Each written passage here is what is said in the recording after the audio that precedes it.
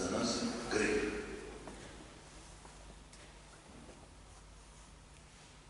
To je ena taka stvar, ki mene je vsaj prevzela, ko sem jo razmišljal in bi jo želel deliti z vami.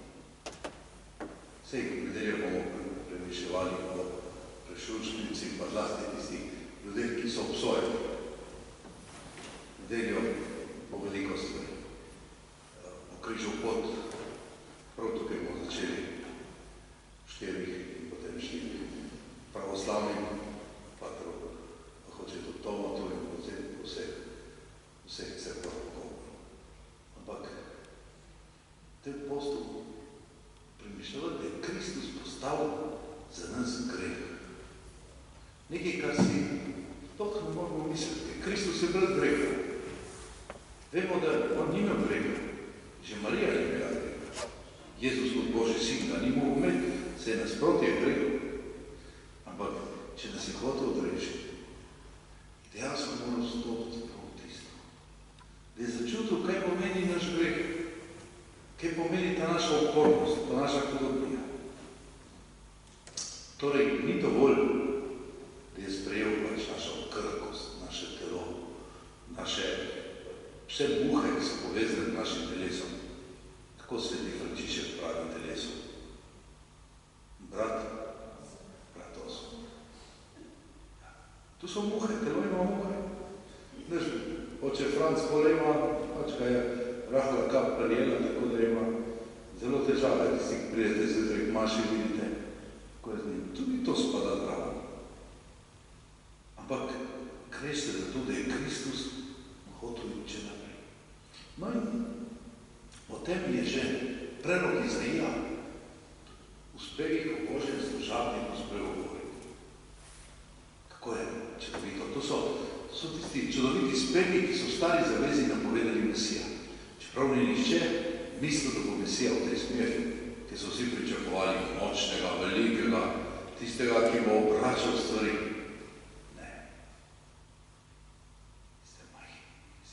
In kaj je napovedal? V resnici je nosil naše bolezni, naložil vse naše bolečine, mi pa smo ga imeli za udarjenega, za zadetega, poniženega. On je bil ranjen zaradi naših prestopkov, strt zaradi naših krivd. Kazen za naš mir je padla nanj, po njegovih ranah smo ozdravili. Zanimivo, da je prav to misel sprejel tudi Matej, evangelij, in je sprejel tudi sveti Peter v svoje prvo pismo. In prav tukaj je nekako rekel, sveti Peter je rekel, da je Božja ljubezen tako velika, da je že pred človečenjem, pred stvarjenjem sveta računala na to, da bo moral Božji sin trpeti. Ker ni druge poti, da se preseče greh. Ker drugi poti ne verjamemo, samo skozi trpljenje in smrt. To je edina stvar, ki ljudje verjamemo. Ker to gre do konca. Tle ni nobene igre več. In zato je velika resnica sveta. To, kar je napisano v 6. vrstici. Mi smo tavali kakor ovce. Obrnili smo se vsak na svojo pot. Gospod pa je naložil nanj krivdo nas vseh. In to krivdo je Jezus trpel najprej v Getsemanskem vrtu. V Getsemanskem vrtu je Jezus videl pred sabo ves greh sveta, ki se je uprl. Vsi so prišli proti njemu. Zakaj nas ne pustiš pri miru? Pusti nas pri miru. Mi hočemo živeti v našem grehu. Hočemo živeti v tem stilu življenja. Pusti nas pri miru. In Jezus ni popustil. In kaj vemo, kaj so tiste čudovite besede? Oče, naj gre ta kelih mimo mene, da ga napijem. Ampak tvoja volja se zgodi. Jezus je takrat sprejel ves greh sveta. Vemo, da ti naši prijatelji so spali. Tudi mi dosti spili. Vsi trije so zaspali. Ampak Jezus se poboril. Ni ostal sam. Tako da je tako pomembno, da je Jezus sprejel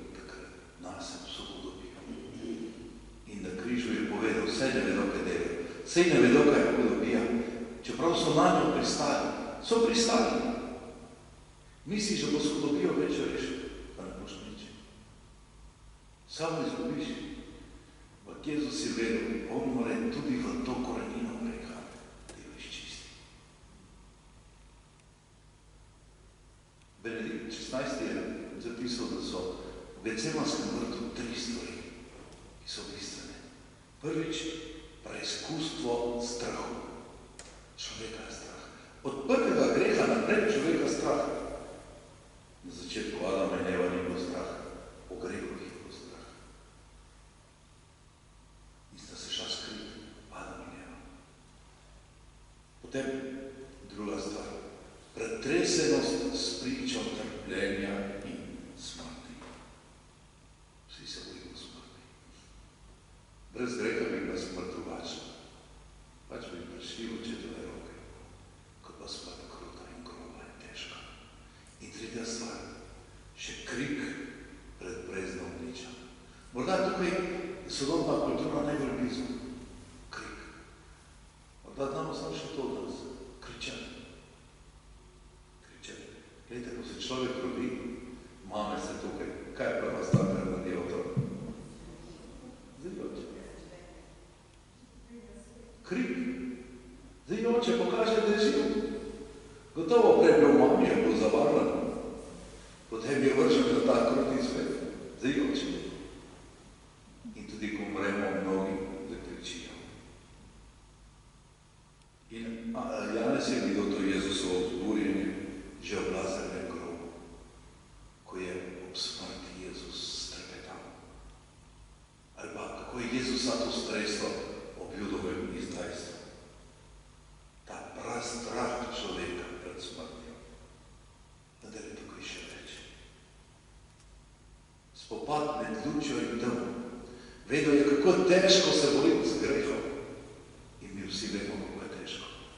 Še posebej, če imaš tisti greh prav, tisti veliki greh, ki gre proti tebi, ko se ti zdi, da ne moreš nič narediti. In vendar lahko naredimo. Odkar smo krščeni, odkar je Kristus umrl in bil obujen od mrtvih, vemo, da se lahko z vsako temo, z vsakim zlom v tem svetu borimo. Nikoli ne moramo reči, že se ne da. Zmeraj se da. Ne moramo pa v tragičnost, kot jo živijo današnji ljudje. Saj se ne da. Saj vsi tako delajo. Najboljše se prepustiti tej izkušnjavi. Ne. Ne mora biti zlo zadnje besede. In prav Božji sin je videl to umazanijo greha. Kako bo nosila množice okrog, kako bo komandirala na svetu z vso prefinjenostjo, vso grozoto, kako si bo dala masko lepega, to je tisti kejki trpljenja.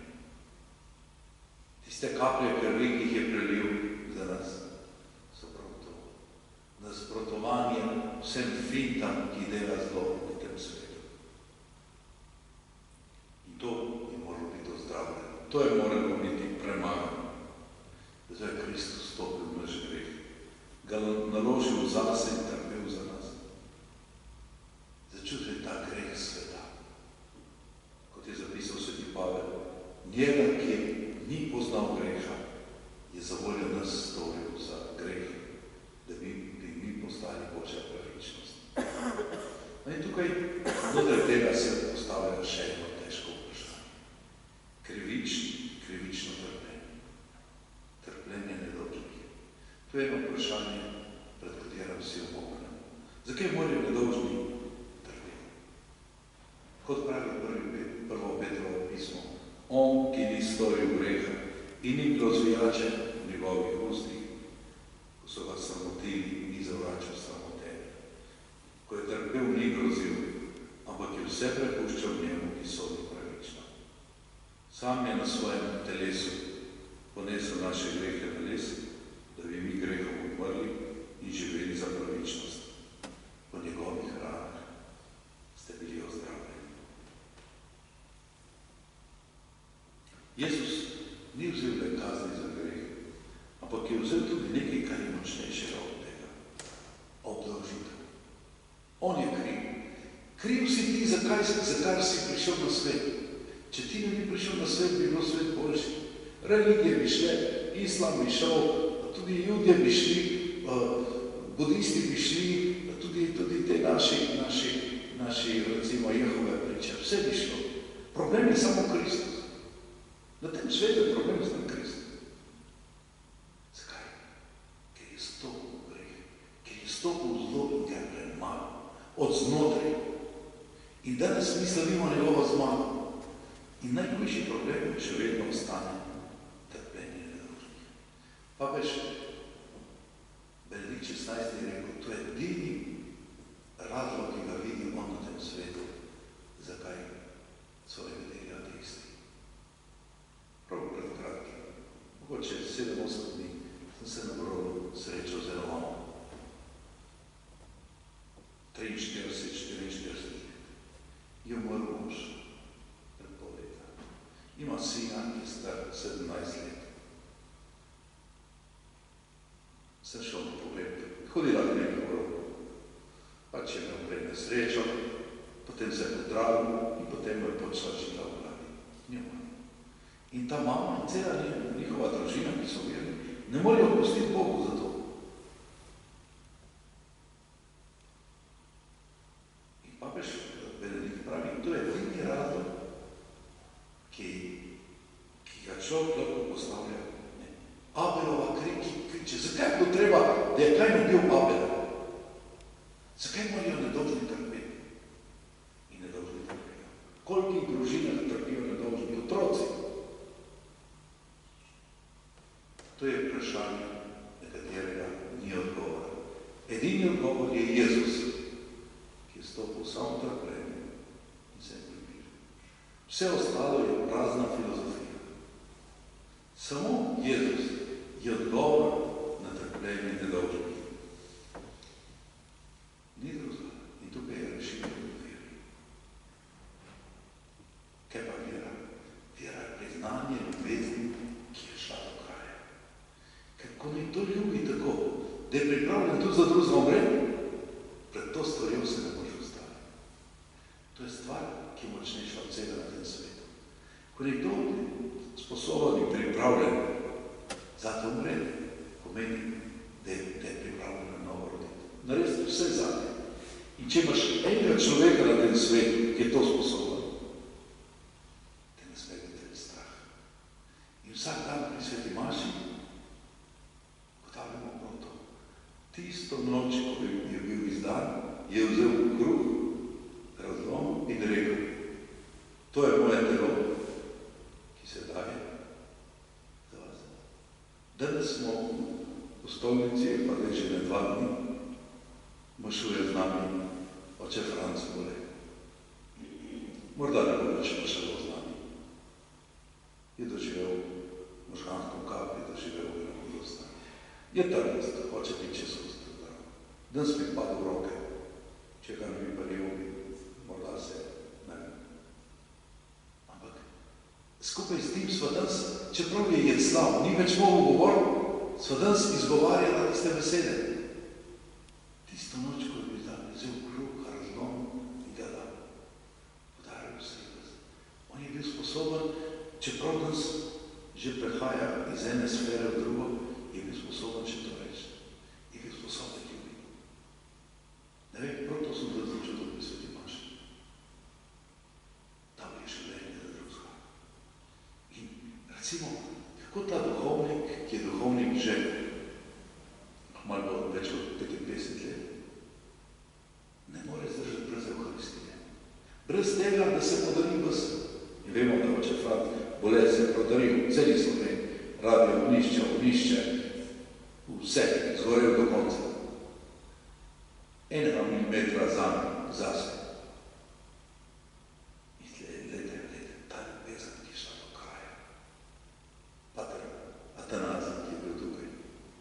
Oče Bole, mnogi drugi, ki so izgoreli, pa kakšni starši naši. Glede, to je ta ljubezen, ki je šla do kraja, ki je pripravljena tudi umreti, vse se da. Pred to ljubeznijo ne moreš reči nič. Ali pa Jezus na križu, ki je Njega ni bilo strah. Bilo je hudo pa za tiste ljudi, ki niso razumeli, da so križali Boga. Da so zatopili največjo svetinjo, da so šli proti svojim koreninam. In zato smo prav ob tem. Ko je Jezus postal greh, ko je šel v naš greh, ko je Jezus v Getsemanskem vrtu trpel tiste grehe, ki smo jih naredili, ki jih delamo in ki jih še bomo naredili.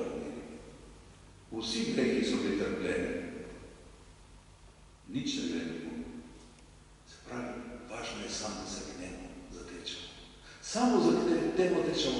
Lahko smo še v takem hudem stanju, celo da ga križamo. Ampak kaj je rekel? Vsaj ne vedo, kaj delajo.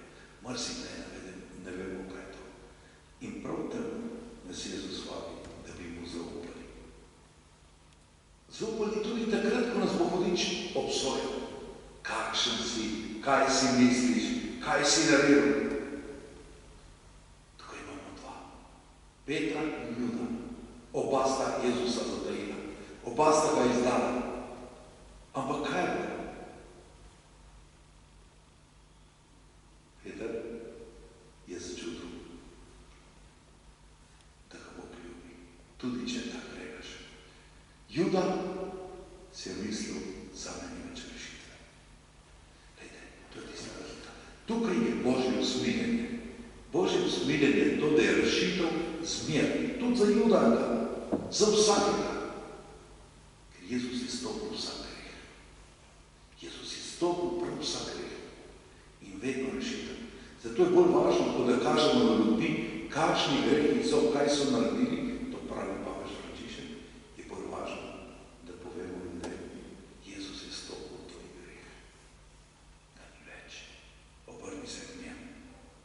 On pozna tvojo krhkost, pozna tvojo zgodovino, pozna tvoj natuh. Zato moramo biti križni iskreni in sprejeti ta njegov dar. Če treba tudi stopiti v sakramentu svete spovedi, ki je čudovit sakrament. Kolike spovedi so v teh dneh. Letošnje leto Božjega usmiljenja rojeva čudeže. Spovedujemo po 2-3 ure vsak dan.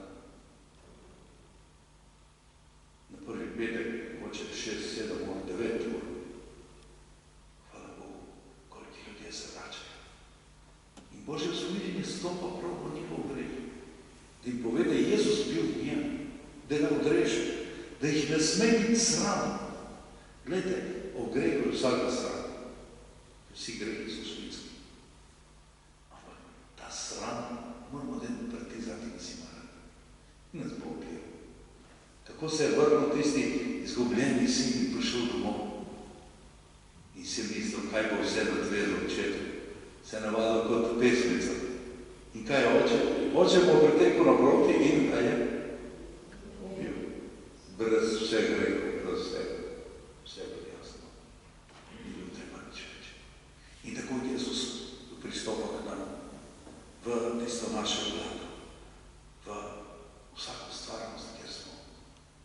In prav tem je ta veličina, da je postal naš greh, da je postal tisto najnižje, kar je v nas, da bi mi po njegovih ranah ozdravili. In zato smo tako pomembni, zato je za nas tako pomembno, da potrebujemo vero v to ljubezen, ki je šla do konca. Vero v usmiljenje in odpuščanje, ker Bog odpušča vse naše želitve. Spominja se nas in nas ne obsoja. Sveti Pavel pravi, tisti, ki so Kristusovi, v njih ni nobene obsodbe več. Zato sprejmimo ta križ. Hvalimo se z njim. Kot pravi sveti Pavel, meni pa Bog ne daj, da se bi hvalil razen s križem našega Gospoda. Gotovost in hvaležnosti prihaja iz vere. Zato poje pesem O crux ave spes unica, pozdravljen križ, edino upanje. Kristusovo trpljenje postaje naše, nas zaklad. In apostol pravi, pro ter nos za nas. Njega, ki ni poznal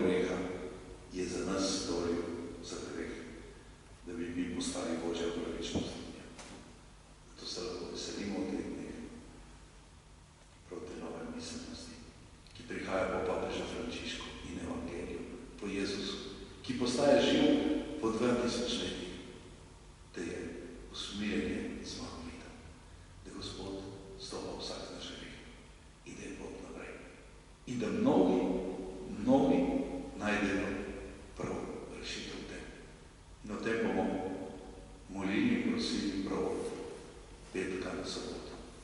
Papež Frančišek je prosil vse župnije na svetu, še posebej postolnice, da bi molili 24 ur za Gospoda.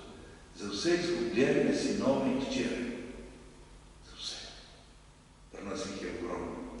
Najprej smo mi sami, potem bodo vsi naši otroci, vsi naši dirmanci, vse druge.